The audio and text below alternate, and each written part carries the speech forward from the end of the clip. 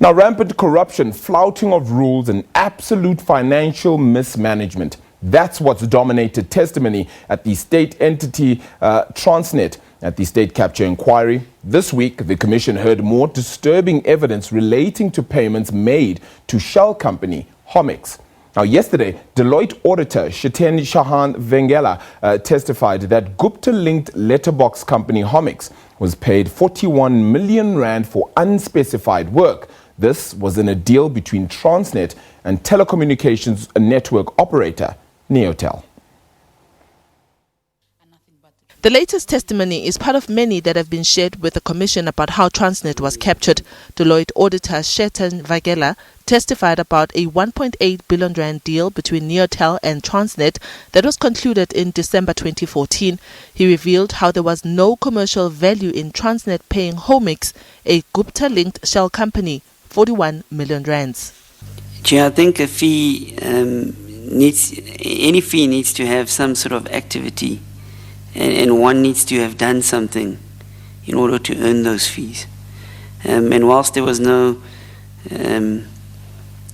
acceptance around the alleged facilitation fee, the management could not articulate what was done to earn those fees.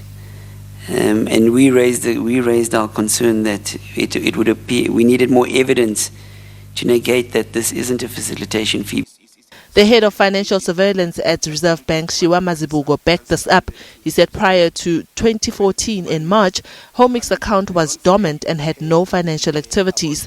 Mazibuko testified that there was no justifiable reasons for payments to be made into Homix account by Transnet. Somebody might have been monitoring the credits into Homix and say, okay, who do we need to pass the money on to? Yes. So that maybe we don't go above maybe the limit at the bank if they had an overdraft to say how much. So, and then more or less it's quite surprising that 660 million is equivalent debits and credits. Yes. Yes, and over the same period as well. Yes. The commission also heard the evidence of former Group Chief Information Officer Makano Musidi. She gave evidence relating to a decision to award a contract to T-Systems even though Gijima was the preferred bidder. Musidi said she was shocked by this decision as Gijima's final offer was over 200 million rands cheaper than T-Systems. I met with both T-Systems and Gijima. Yes, it was not an easy discussion moving from one to the other. It was like we're going to make a breakthrough and then T-Systems will say, no, we cannot accept this or we cannot accept that. But also I think what started being of a concern to me is how it was beginning to be construed to be somebody soliciting a bribe or something that is not correct.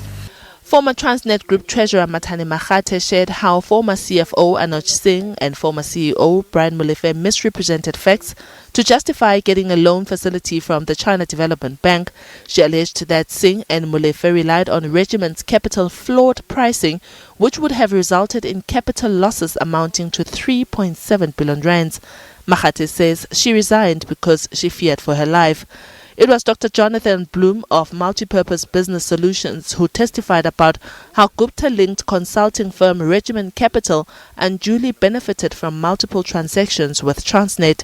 He told the commission that Regiment's services were not necessary. Tiamo Sidumedi from M&S Attorneys also spoke of the irregularities in the acquisition of the 1064 locomotives project. Sidumedi told the commission that former CEO Brian Molefe manipulated a tender evaluation process which gave China South Rail an unfair advantage against the other bidders. The commission will continue hearing more testimonies on Transnet. Diabo Seto, SABC News.